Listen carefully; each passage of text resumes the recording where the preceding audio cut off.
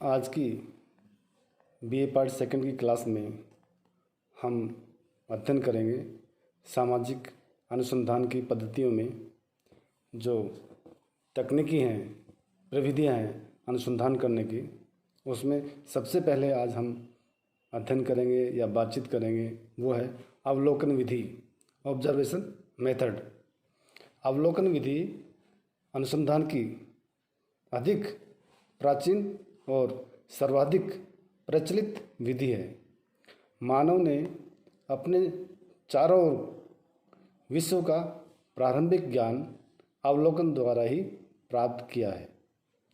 मानव के पास संचित ज्ञान का अधिकांश भाग अवलोकन का ही परिणाम है। सामान्य ज्ञान से लेकर सृष्टि के रहस्यों तक उनको जानने में मानव ने अवलोकन विधि का सहारा लिया है। विभिन्न विज्ञानों के प्रारंभिक विकास में अवलोकन की महत्वपूर्ण भूमिका रही है। नक्षत्र विद्या एवं ज्योतिष का प्रारंभिक ज्ञान चांद, तारे, सूर्य, नक्षत्र, ग्रह आदि के अवलोकन, ऋतु विज्ञान, मौसम विज्ञान, मौसम परिवर्तन, इनके अवलोकन, वनस्पति शास्त्र एवं जीव विज्ञान का ज्ञान, वनस्पतियों की फलने फूलने एवं जीवों में जन्म, मृत्यु, वृद्धि, शारीरिक परिवर्तन एवं अंतर अवलोकन के आधार पर ही प्राप्त किया गया है। मैडम मैरी क्यूरी ने रेडियोधर्मिता का, अलेक्जेंडर फ्लेमिंग ने पेनिसिलिन का एवं न्यूटन ने गुरुत्वाकर्षण सिद्धांत का ज्ञान अवलोकन विधि द्वारा ही प्राप्त किया था। अवलोकन प्राथमिक सामग्री संकलित करने की एक प्रत्यक्ष एवं महत्वपूर्ण विधि है।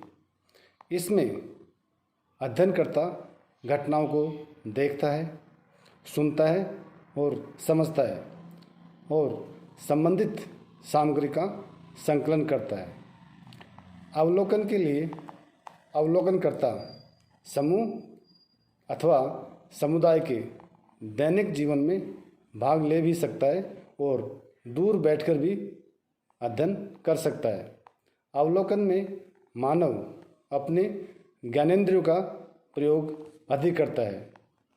अब हम आगे देखेंगे कि अवलोकन की विशेषताएं क्या हैं। तो सबसे पहले जो विशेषता है अवलोकन की वह है मानव इंद्रियों का प्रयोग। अवलोकन विधि में मानव इंद्रियों का पूर्ण एवं व्यवस्थित प्रयोग किया जाता है। इसमें अवलोकनकर्ता अपने कान एवं वाणी का भी प्रयोग करता है, साथ ही नेत्रों का भी प्रयोग करता है। इसमें विशेष रूप से आँख, नाक, कान इनका प्रयोग किया जाता है। वह नेत्रों द्वारा घटनाओं का निरीक्षण करता है और उन्हें संकलित अपने अध्ययन के लिए संकलित करता है। दूसरी विशेषता है कि प्राथमिक सामग्री का संकलन। अवलोकन विधि में अवलोकनकर्ता स्वयं घटनास्थल पर उपस्थित होकर घटनाओं के बारे में प्रारंभिक स्तर की सूचनाएं एकत्रित करता है, अतः वे अधिक विश्वसनीय होती हैं। तीसरी जो विशेषता है वो है सूक्ष्म, गहन एवं उद्देश्यपूर्ण अध्ययन।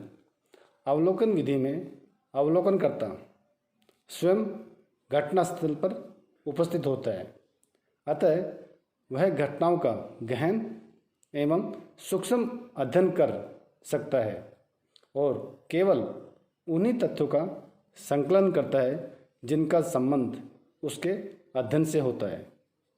अगली जो विशेषता है वो है कार्य कारण संबंध का पता लगाना। सामान्य अवलोकन एवं वैज्ञानिक अवलोकन में यह अंतर है कि सामान्य अवलोकन में अवलोकनकर्ता केवल घटनाओं को देखता है, जबकि वैज्ञानिक अवलोकन में वह घटनाओं को देखकर उनके कारण और परिणामों को या कारण और परिणामों की भी खोज करता है, जिनके आधार पर सिद्धांत निर्माण की ओर बढ़ा तथा वास्तविकताओं का पता लगाया जा सकता है।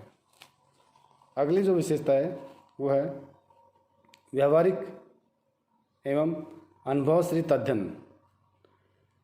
अवलोकन एक प्रयोगात्मक एवं अनुभव पद्धति है जिसके द्वारा सामूहिक एवं विशेष दोनों ही प्रकार के व्यवहारों का अध्ययन किया जाता है। अवलोकन द्वारा किया जाने वाला अध्ययन काल्पनिक न होकर व्यावहारिक या अनुभवों पर आधारित होता है। अगली और विशेषता इसमें देखें अपन तो कह सकते हैं कि निष्पक्षता अवलोकन में देखने को मिलती है। अवलोकन में अध्ययनकर्ता स्वयं अपनी आँखों से घटनाओं को देखता है और उनको भली भांति जांच भी करता है, उन्हें वैज्ञानिक कसौटी पर कसता है। अतः उसका निष्कर्ष निष्पक्ष एवं वैज्ञानिक होता है और पक्षपात से बचा जा सकता है। अगली जो विशेषता है वो है कि अवलोकन में हम प्रत्यक्ष अध्ययन भी करते हैं। अवलोकन विधि में अध्ययनकर्ता घटनाओं को प्रत्यक्ष रूप से देखता है, उनसे संबंधित लोगों से संपर्क करता है तथा तथ्यों का संकलन करता है। अगली जो विशेषता है वो है कि हम अवलोकन विधि में और क्या विशेषता दे सकते हैं, तो और जो समाजशास्त्री ने बताया कि इसमें हम सामूहिक व्यवहार का अध्ययन भी करते हैं। सामूहिक व्यवहार का अध्ययन अवलोकन में कैसे किया जाता है कि जिस प्रकार से व्यक्तिगत व्यवहार का अध्ययन करने के लिए व्यक्तिक अध्ययन पद्धति को श्रेष्ठ माना गया है, उसी प्रकार से सामूहिक व्यवहार का अध्ययन करने के लिए अवलोकन विधि को उत्तम माना गया है। और इससे आगे और अपन विशेषता देखें तो इसमें देख सकते हैं कि विचारपूर्वक किया जाने वाला अध्ययन है। अवलोकन विधि एक विचारपूर्वक अध्ययन किया जाने वाला विधि है। अवलोकन एक ऐसी विधि है जिसमें अवलोकनकर्ता स्वयं घटनाओं का विचारपूर्वक अध्ययन कर और तथ्यों का संकलन करता है। वह दूसरों की कही हुई या सुनी हुई बातों पर निर्भर नहीं रहता है। इसलिए इसमें एक विशेषता बताया यहाँ पर समाजशास्त्री कि अवलोकन में विचारपूर्वक किया जाने वाला अध्ययन भी अवलोकन विधि से हम कर सकते हैं। तो ये हमारी अवलोकन की कुछ विशेषताओं का यहाँ पर हमने अध्ययन किया। अब हम बात करेंगे अवलोकन के प्रकार कि अवलोकन के कौन कौन से प्रकार हो सकते हैं। तो सबसे पहले यहाँ बात करेंगे अपन कि अवलोकन के प्रकारों में सबसे पहले अनियंत्रित अवलोकन, अनकंट्रोल ऑब्जर्वेशन, जिसमें 3 तरह के शब्द या उप अवलोकन कह सकते हैं कि अनियंत्रित अवलोकन में सबसे पहले जो आता है वो आता है सहभागी अवलोकन, फिर आता है असहभागी अवलोकन और उसके बाद में आता है अर्धसहभागी अवलोकन। दूसरा प्रकार अवलोकन का वो है नियंत्रित अवलोकन। नियंत्रित अवलोकन में 2 चीज़ों पर हम अध्ययन करते हैं, एक घटना पर नियंत्रण करते हैं, दूसरा अवलोकनकर्ता पर नियंत्रण करके नियंत्रित अवलोकन किया जाता है। और तीसरा जो प्रकार है वो है सामूहिक अवलोकन। तो सबसे पहले हम बात करेंगे कि अनियंत्रित अवलोकन क्या होता है, अनकंट्रोल ऑब्जर्वेशन क्या होता है, किसे कहते हैं, ये कितने प्रकार का होता है। तो इसका अध्ययन हम अगली क्लास में करेंगे।